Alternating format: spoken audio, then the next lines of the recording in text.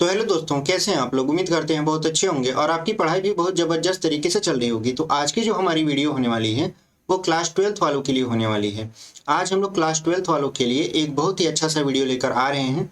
इसका नाम है आपका चैप्टर का प्रतिलोम त्रिकोणमिति, जो कि आपका दूसरा चैप्टर है। ठीक है, उसका 2.1 यानी प्रश्नावली 2.1 हम लोग बहुत ही आसानी से सॉल्व करने वाले हैं, जो कि आपका रहने वाला है प्रतिलोम त्रिकोणमितीय फलन का। ठीक है, और इसमें समझेंगे कि कैसे किसी चीज का मान ये पूछता है, हम लोग बहुत ही आसानी से निकाल लेते हैं। तो जो त्रिकोणमिति है जस्ट इसी का उल्टा है आपका प्रतिलोम त्रिकोणमिति। तो हमारा जो पहला प्रश्न है वो कह रहा है कि साइन इनवर आपका ब्रैकेट में -1/2 और यहाँ पे कह रहा है कि निम्नलिखित के मुख्य मानों को ज्ञात कीजिए। इसमें जब आप मान निकालोगे तो आपका मान रेडियन में आता है। किस में आता है? रेडियन में, थीटा में नहीं आता। और इसमें आपको ध्यान रखना है कि आपका कास और सेक का मान यदि माइनस में रहेगा तभी वो परिवर्तित होगा, अन्यथा वो परिवर्तित नहीं होगा। ठीक है, तो चलिए पहले प्रश्न को कैसे सॉल्व करते हैं देख लेते हैं। देखिए, सबसे पहले लिखा है साइन इनवर -1/2, इसके बराबर हम अपने से मानेंगे थीटा, यहाँ पे लिख देंगे माना। ठीक है, उसके बाद देखिए जब ये इनवर इस तरफ आएगा तो साधारण से रूप में हो जाएगा, तो यहाँ बचेगा 1/2 बराबर साइन थीटा। ठीक है, अब देखिए अब आप खोजोगे साइन के पदों में 1/2 किसका मान होता है, तो 1/2 साइन 30 अंश का मान होता है। तो इसे आप लिख दोगे साइन -30 अंश। ठीक है, और बराबर यहाँ पे हो जाएगा साइन थीटा। तो साइन से साइन क्या कर दोगे? काट दोगे, तो बचेगा यहाँ पे कितना आपका -30 अंश बराबर थीटा के। हमने कहा जो थीटा का मान आना चाहिए वो अंश में नहीं आना चाहिए, रेडियन में आना चाहिए। तो इसको रेडियन में कन्वर्ट करने के लिए क्या करते हैं, -30 गुणे यहाँ पे π/180 का गुणा कर देते हैं। देखिए तीछक 18 हो जाएगा, यानी जो आपका थीटा का मान आएगा, थीटा का मान कितना आ जाएगा? थीटा का मान आएगा आपका -π/6। और थीटा हमने किसको माना था? हमने माना था साइन इनवर -1/2 को, यानी साइन इनवर यहाँ लिख देते हैं, साइन इनवर -1/2 का मान कितना आ गया आपका? -π/6। यही आपका क्या है? आंसर है। ठीक है, तो बहुत ही आसानी से हमने इसको सॉल्व कर लिया और आपका आंसर भी आ गया। चलिए दूसरा प्रश्न देख लेते हैं। देखिए हमारा जो दूसरा प्रश्न है वो कह रहा है कि आपका कास इनवर √3/2, तो इसके बराबर भी आप क्या मानोगे? थीटा मानोगे और लिखोगे यहाँ पे माना। उसके बाद देखिए हमने कहा कास का मान और सेक का मान परिवर्तित होता है, लेकिन कब? जब माइनस आएगा। यहाँ पे तो माइनस आया नहीं है, तो कास को उस तरफ ले जाएंगे तो ये हो जाएगा √3/2 बराबर कास थीटा। ठीक है, अब देखिए कास के पदों में √3/2 किसका मान होता है? तो 30 अंश का मान होता है। तो लिख देंगे कास 30 अंश बराबर यहाँ पे कास थीटा। फिर कास से कास क्या कर दीजिए? कैंसिल कर दीजिए, तो यहाँ पे हो जाएगा आपका 30 अंश बराबर थीटा के। अब थीटा जो है आपका रेडियन में नहीं है, तो इसको रेडियन में कन्वर्ट कर लेते हैं। तो 30 गुणे हो जाएगा यहाँ पे π/180 बराबर थीटा के। तो तीछक 18 यहाँ पर भी हो जाएगा, यानी जो थीटा का मान आएगा वो थीटा का मान कितना आ जाएगा आपका आएगा π/6, और यही आपका क्या हो जाएगा? आंसर हो जाएगा। तो उम्मीद करते हैं आपको बहुत ही आसानी से समझ में आया होगा। और थीटा हमने किसको माना था? हमने माना था आपका कास इनवर ब्रैकेट में √3/2 का, जिसका मान कितना आया आपका? π/6। ठीक है, यही आपका क्या है? आंसर है। बढ़ते हैं आगे, आगे देख लेते हैं। देखिए आगे जो है आपका वो लिखा है कोसेक इनवर 2। ठीक है, कोसेक इनवर यहाँ पे लिखा है इस तरीके से, कोसेक इनवर यहाँ पे 2 बराबर क्या मानोगे आप? थीटा। लिखोगे यहाँ पे माना।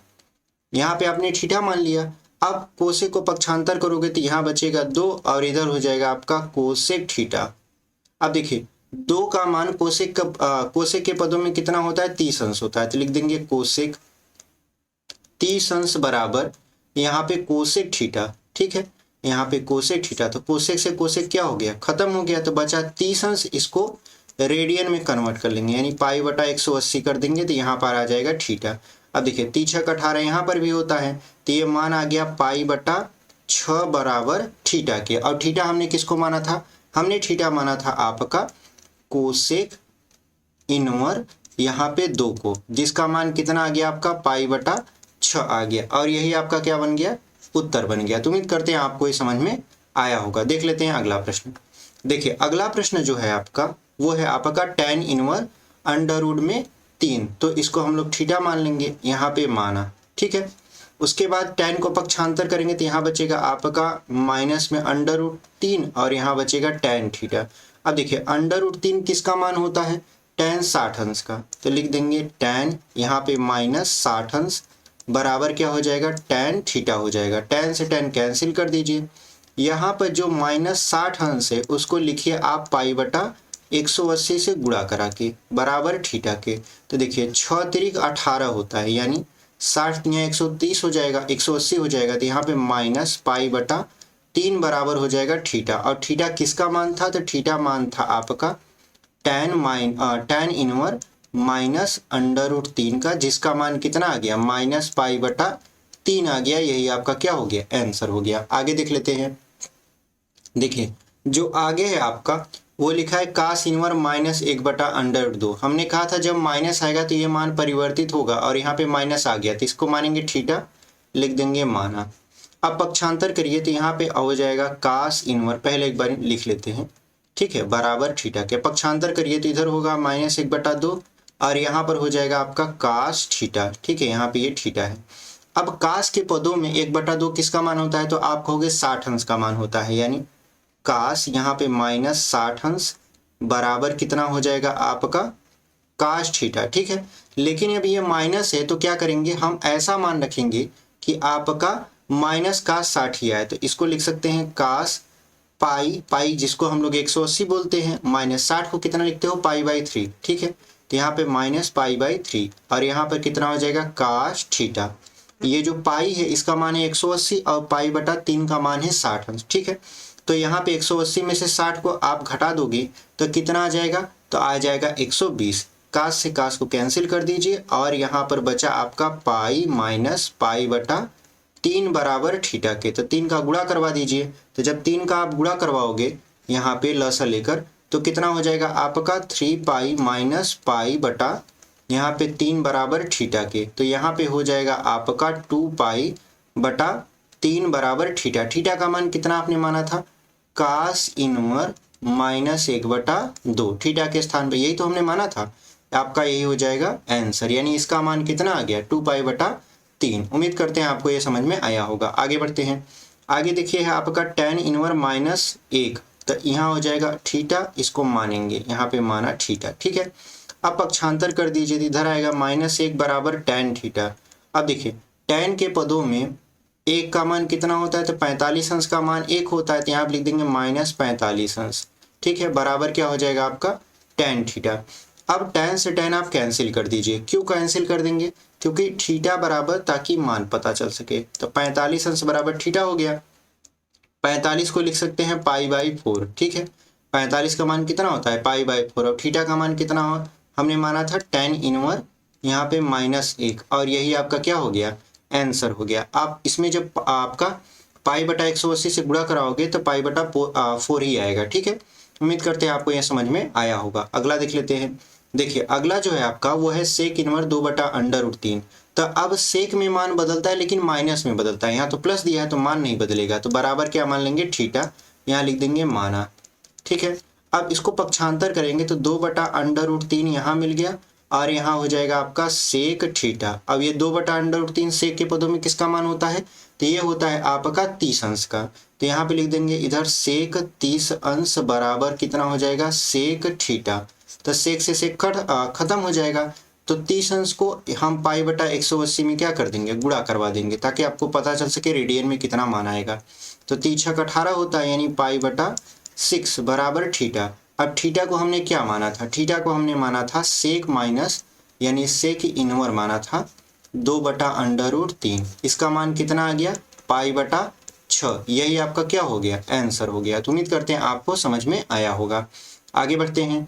आगे देखिए आपका काट √3, तो यहाँ पे मानेंगे थीटा, यहाँ पे लिख देंगे माना, ठीक है। उसके बाद क्या करेंगे, पक्षांतर करेंगे तो इधर बचेगा √3 बराबर काट थीटा।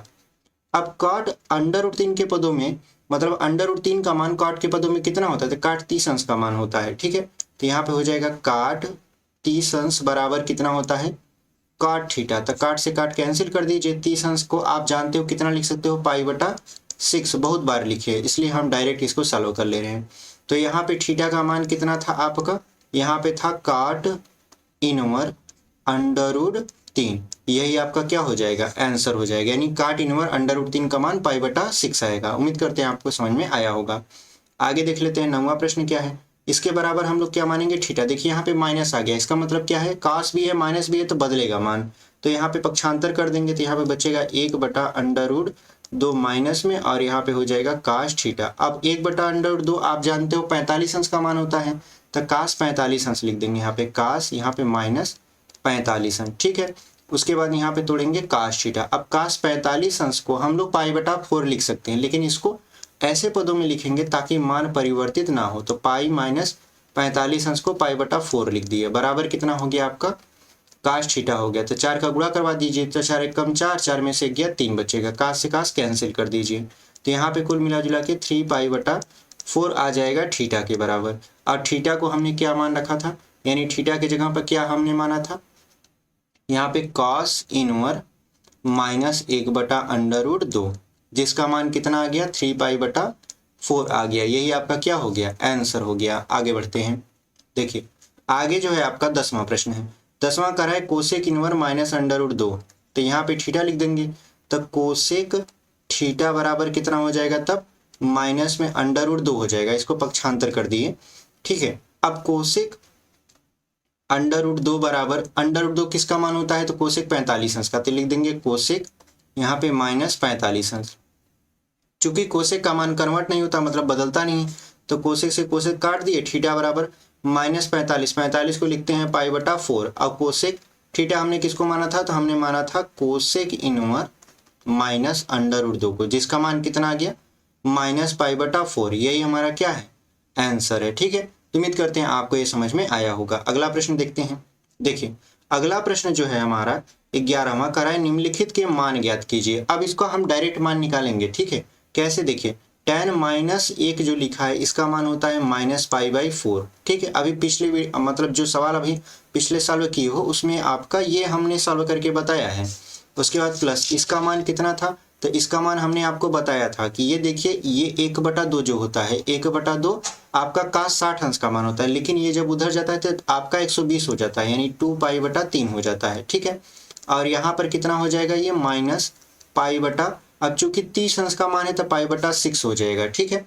अब देखिए सबका लसा ले लीजिए, तो 4 तिहाई कितना हो जाता है, 12, ठीक है।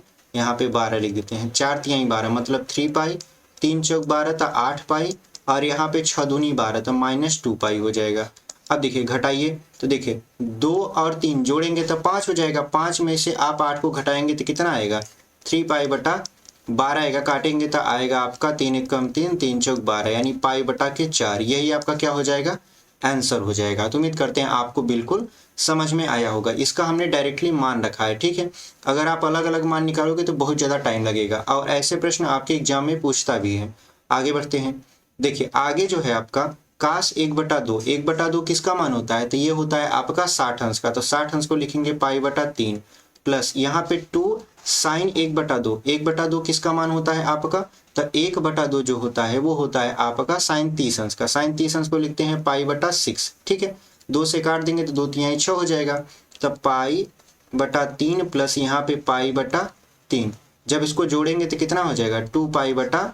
यही आपका क्या हो जाएगा, आंसर हो जाएगा। तो उम्मीद करते हैं आपको ये समझ में आया है। बढ़ते हैं आगे। देखिए आगे क्या है आपका, आगे आपका बहुविकल्पी, यहाँ पे 13वां प्रश्न करा है, यदि साइन इनवर्स x बराबर y हो तो आपका y का वैल्यू कितना होना चाहिए। तो इसमें आपको सीधे सीधे साइन इनवर्स का आपका परिसर पता होना चाहिए। तो जो परिसर होता है वो होता है -π/2, यहाँ पे लिखेंगे आपका x या थीटा, और यहाँ पे हो जाएगा π/2, मतलब -45 से लेकर -90 से लेकर +90 तक इसका आपका परिसर होता है। तो वही विकल्प आपका सही हो जाएगा।